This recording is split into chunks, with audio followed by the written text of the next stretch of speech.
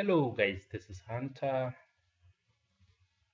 In the previous tutorial, we created an account deposit method. This is the method that we created, as you can see it on your screen. Account deposit. Um, Actually, we accepted the user input of the amount from the user using a scanner object. We just did it here to accept any amount in a double form type. Yeah, I'm using it. Yeah, we just accepted the amount from the user. From there, we created a double balance variable. We got the account balance, added the amount that was received with the account balance. Then we had to set the balance of this account to the newly created balance by using account.set this. And here I forgot to print out something.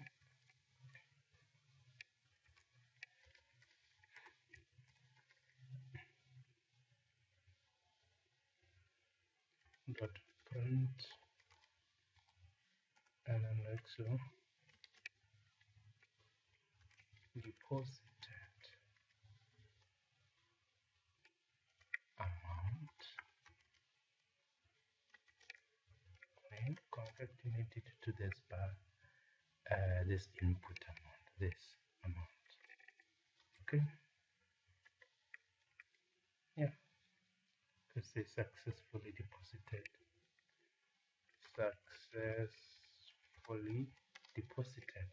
amount like this. Okay, and then yeah, when we run it again, we can run it again.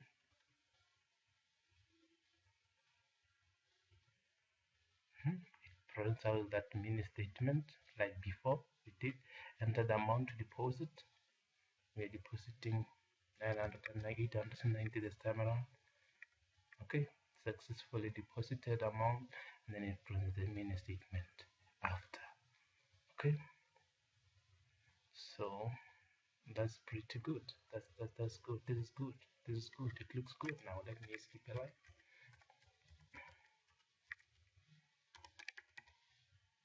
like this.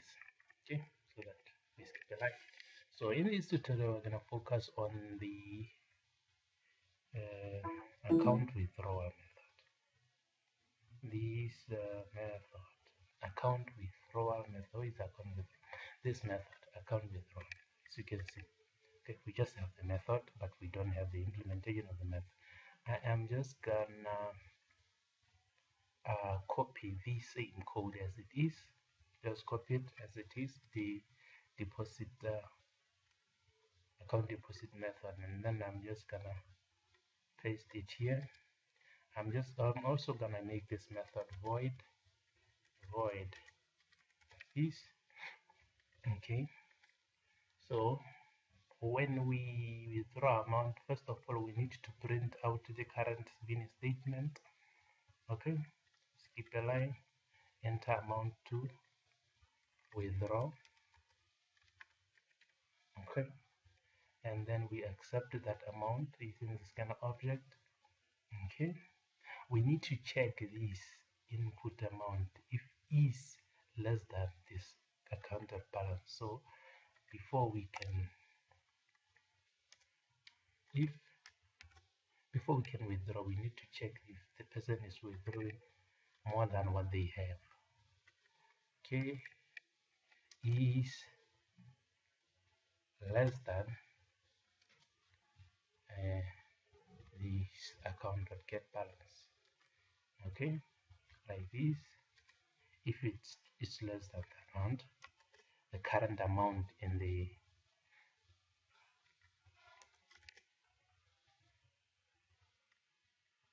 account. Okay, if this is the case, if the person is requesting amount that is less than what they have, then we can go ahead with the withdrawal. Okay, then we set the double to get the current balance minus this amount that was requested. Okay, withdrawn with the withdrawn how you draw withdrawal. I guess cash withdrawal successful. Okay, and this statement has to be within this if statement. Okay, otherwise the person is trying to withdraw amount that is more than what they have. So okay, so we're gonna just say you are you are trying to withdraw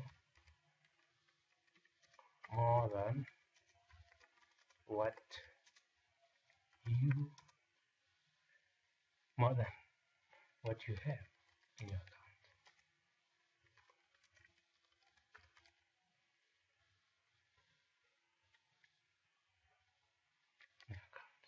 Okay, and maybe skip a line here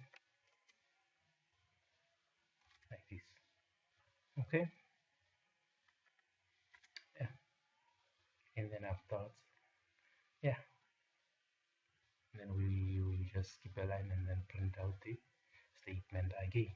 Okay, let's try this withdrawal method again. No, this is the first time we try the withdrawal method. So let's go ahead and try this withdrawal method. Let's go to our main class and test it here. Now let's run it. Currently we have 390. Let's try to withdraw 500, 5,500. Okay, you are trying to withdraw more than what you have. Oh, okay, more than what you have in your account. Okay, and just try it again. Okay, you are trying to withdraw more than what you have. So this is good. It does what I want. So let's run it again. And let's try to withdraw 200. Okay, then boom, 200 withdrawn. As you can see, it also updated the main statement. This is current balance, and this is the current before the transaction was carried out. Okay, the withdrawal successful, then you get your 200 pull-ups. Okay, I think this gives you an idea of how to implement a very simple ATM console application. So we're gonna create some loops afterwards. We're gonna create a loop that will repeat the same process. If you want to, for example, if you have entered amount that is more than what you have, then the system will ask you again enter another amount so that the system doesn't terminate immediately, or we'll make it in such a way that after you fail to enter the correct amount, it takes you directly to the main system window where it will be like a menu or something. We'll do those things, don't worry. Please subscribe if you like this video, like, share. Knowledge sharing is a vital thing, guys. Share it in your social media, invite more people to like my channel, to subscribe to my channel, and keep learning. Bye.